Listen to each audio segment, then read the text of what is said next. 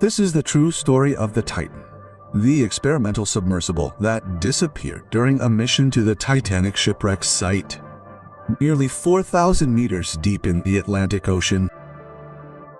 5 men were on board: a billionaire explorer, a 19-year-old heir, a pilot who ignored technical warnings, a Titanic expert, and a businessman who believed he had created a machine capable of overcoming ocean pressure. Hours after the descent, contact was lost. Days later, the wreckage was found. The cause: a catastrophic implosion. In this video, you will understand what really happened before, during, and after the mission. Why did the company responsible ignore safety warnings? Why did engineers say the hull could fail? Why did the passengers pay $250,000 to descend to a maritime graveyard? And why is the ocean still the greatest adversary of human technology? If you enjoy true investigative in-depth stories that reveal the behind the scenes of tragedies that have marked the world, subscribe to the channel now. Imagine paying $250 million to see something most people only know from movies, books, and archival photos.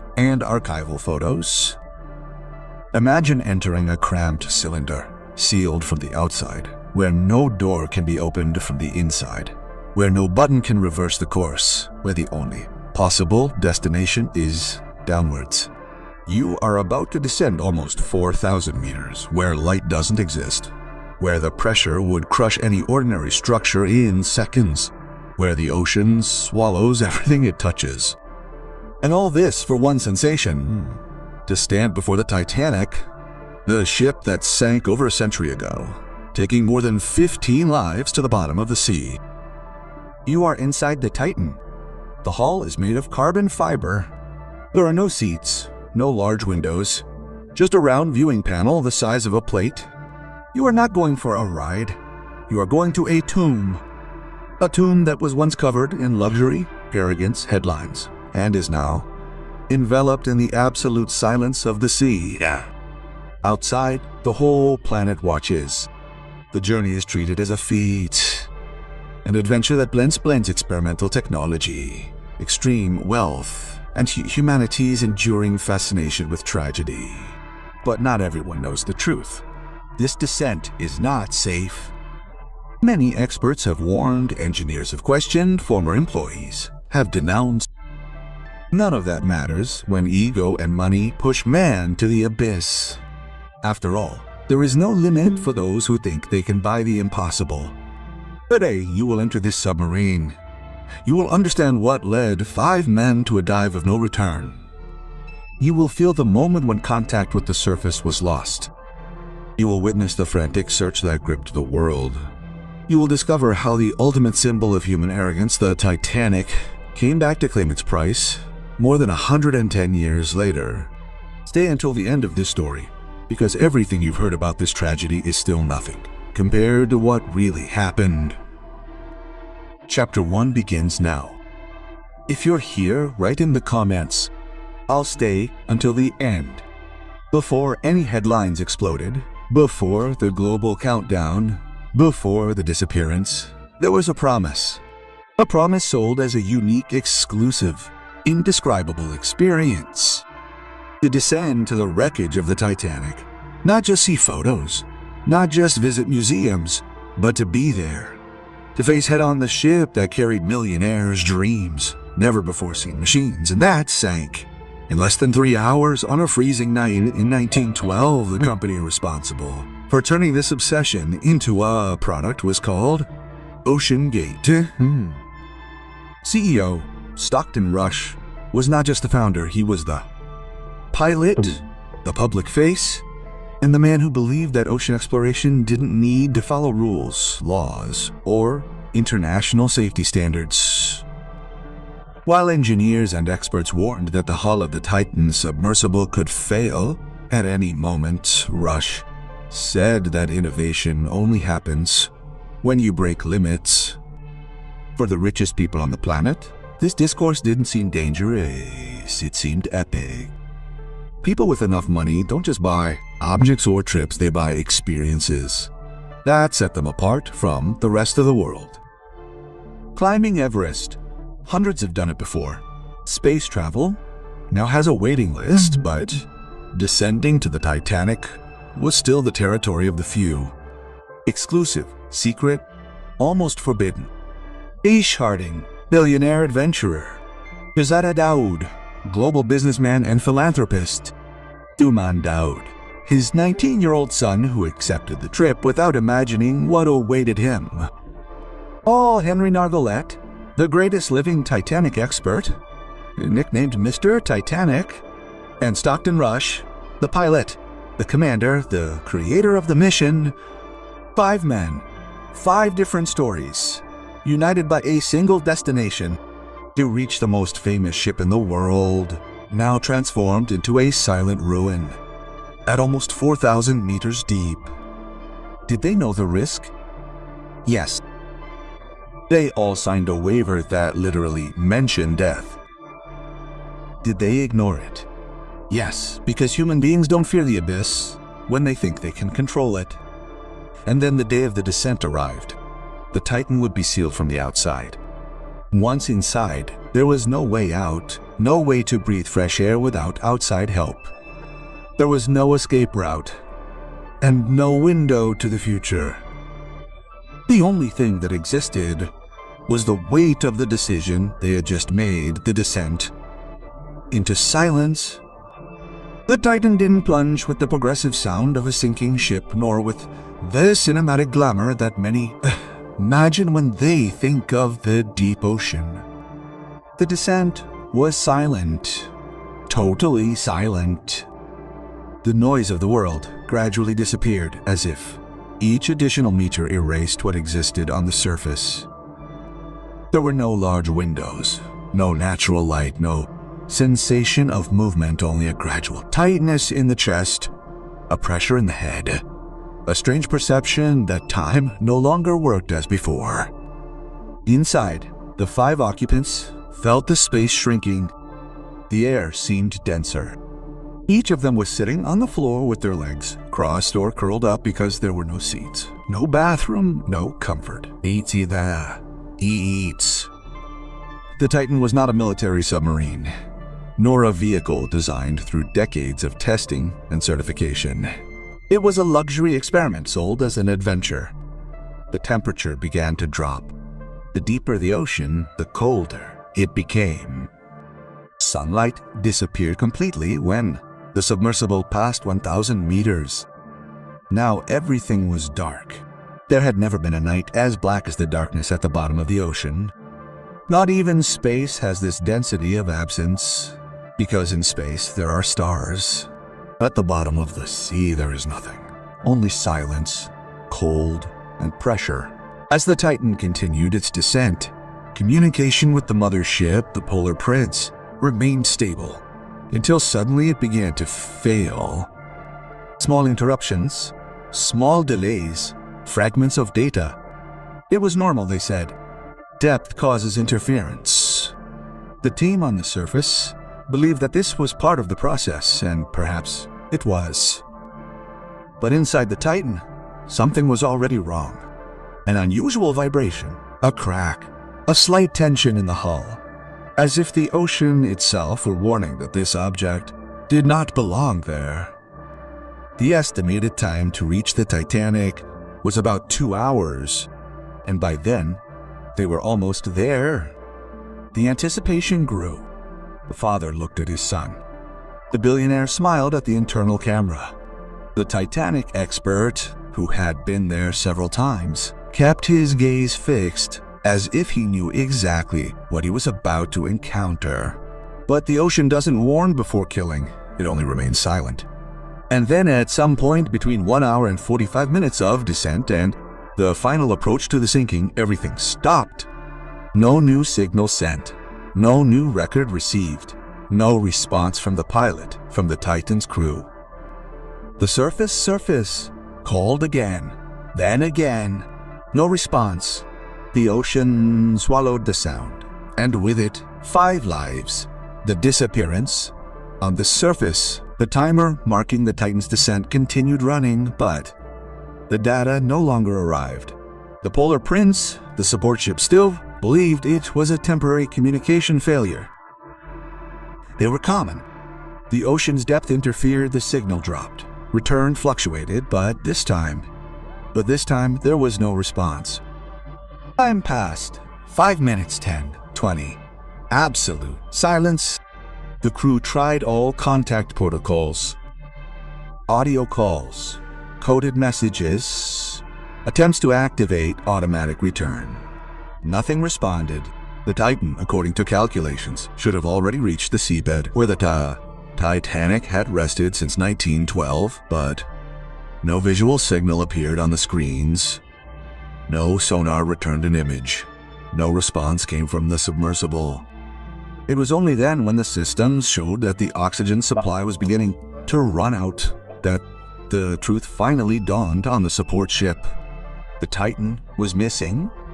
And if there's one thing history has taught us, it's that when something disappears into the depths of the ocean, it's not found alive. The news spread around the world in minutes. International agencies went on alert. The United States Coast Guard took over the investigation.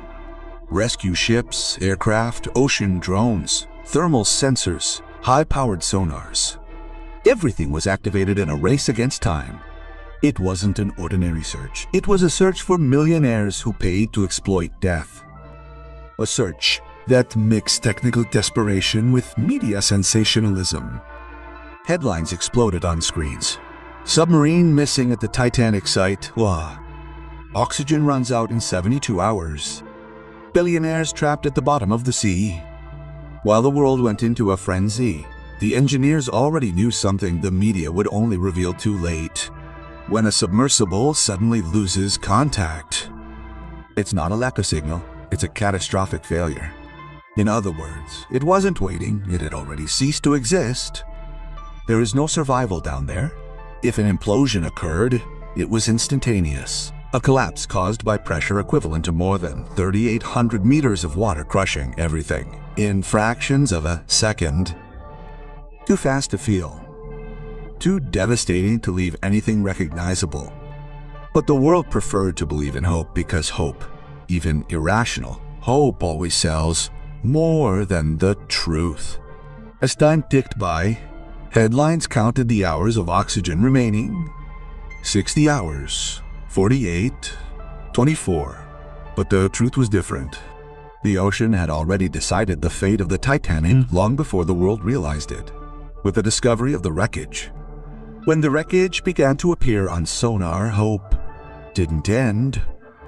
It was snatched away, because what appeared on the screens wasn't the Titanic, but fragments of the Titanic itself. Small metallic structures, parts of the outer hull, crushed components scattered about 500 meters from the Titanic's bow in the exact spot where the submersible should have arrived intact. The confirmation didn't come with emotion, but with coldness.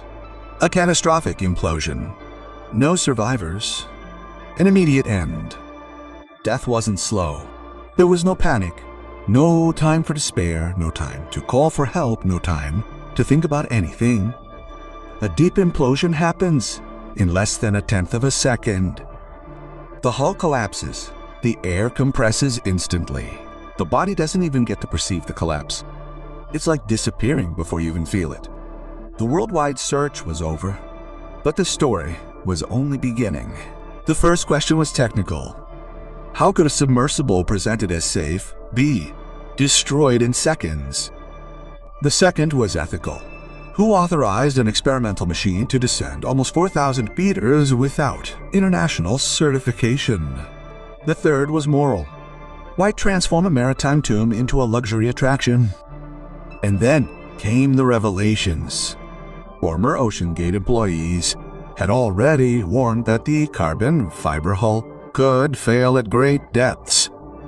Ocean engineers had called the project suicidal. Stockton Rush, the creator of the Titan, publicly stated that safety regulations hinder innovation.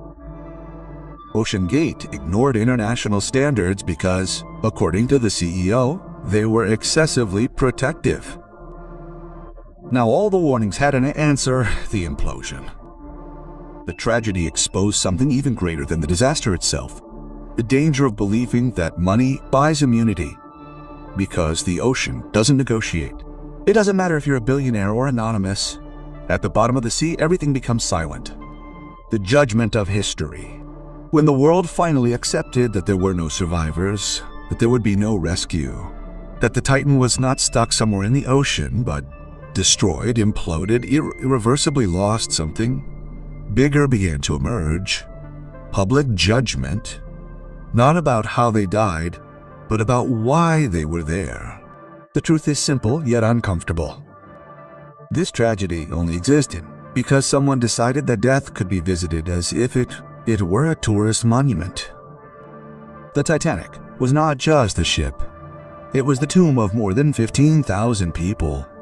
A place where men, women, and children faced the icy water, the terror, the wait for salvation that never came. A maritime cemetery. But for some, that wasn't enough to be respected. It was a spectacle to be bought. And when tragedy became a product, death became entertainment. What could go wrong? The answer came in the form of crushed silence at a depth of 3,800 meters. The implosion of the Titan exposed the flaw in a project, but also the failure of an idea. That humankind can transform anything into an attraction, as long as they pay dearly for it. Billionaires didn't go to the bottom of the ocean for science. They went for exclusivity, for narrative, for ego. It's hard to say, but they didn't just want to see the Titanic. They wanted to come back saying they saw what no one else could see. But the ocean doesn't submit to human vanity. It doesn't matter if you have thousands or 250 million ebinianan. The pressure of the sea makes no distinction between adventurer, air philanthropist, expert, or CEO. At the bottom of the sea, there is no wealth, authority, surname, or glory.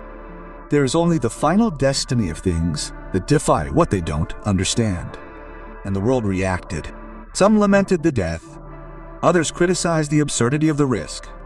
Others asked, what if they were ordinary people?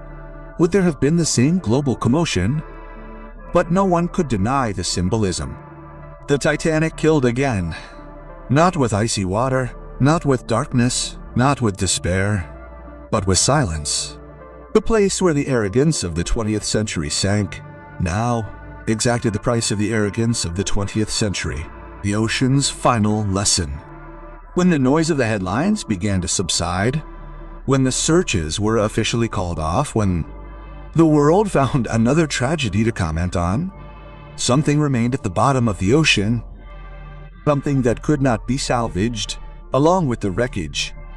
It wasn't the bodies, it wasn't the equipment, it was the message. The French oceanographer Jacques Cousteau said that the sea is not a stage, it is a judge.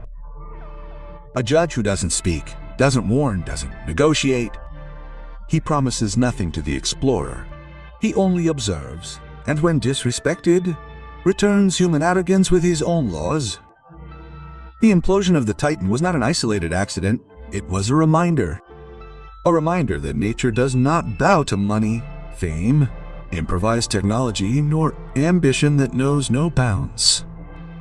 The Titanic was a ship built with the phrase, "Not even God can sink this vessel." It sank on its maiden voyage. The Titan was a submersible that defied international safety standards because rules hinder innovation. It imploded before completing its 5th dive to the Titanic. The ocean doesn't forget, it gives back. And perhaps the greatest irony is this: those who died in 1912 fought desperately to get out of the water. Those who died in 2023 paid to enter it.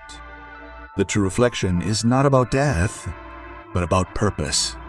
Why does humanity insist on touching what should be respected? Why does money create the impression that everything can be experienced? Why does vanity always disguise itself as adventure? The sea didn't answer. It never answers, but it always gives back the result of the choice made. The Titanic is still there. The Titan is there now too. Two symbols separated by 111 years, but united by the same mistake, believing that the depths can be tamed. And you, who have listened to this story to the end, need to ask yourself something. If I had the money, I would have made that trip. The abyss doesn't forgive. Now that you've reached the end, you know that this story isn't just about an imploded submarine, nor about millionaires who went too far. It's about what has always existed in the human heart, the illusion that we can overcome limits that weren't created to be overcome. The belief that money buys control the mistaken, certainty that death only reaches those who are unprepared. But the ocean makes no distinction. It doesn't care about surnames, fortunes, technology, contracts, interviews, headlines. At the bottom of the sea, the only thing that exists is the truth. And the truth is that nature doesn't fail. What fails is the human being who insists on believing they dominate what they barely understand. The Titanic sank because arrogance said it was unsinkable. The Titan imploded because arrogance said it was safe enough. Two tragedies separated by more than a century, connected by the same ancestral sin, pride. If you've watched this far, leave your comment now. The abyss doesn't forgive.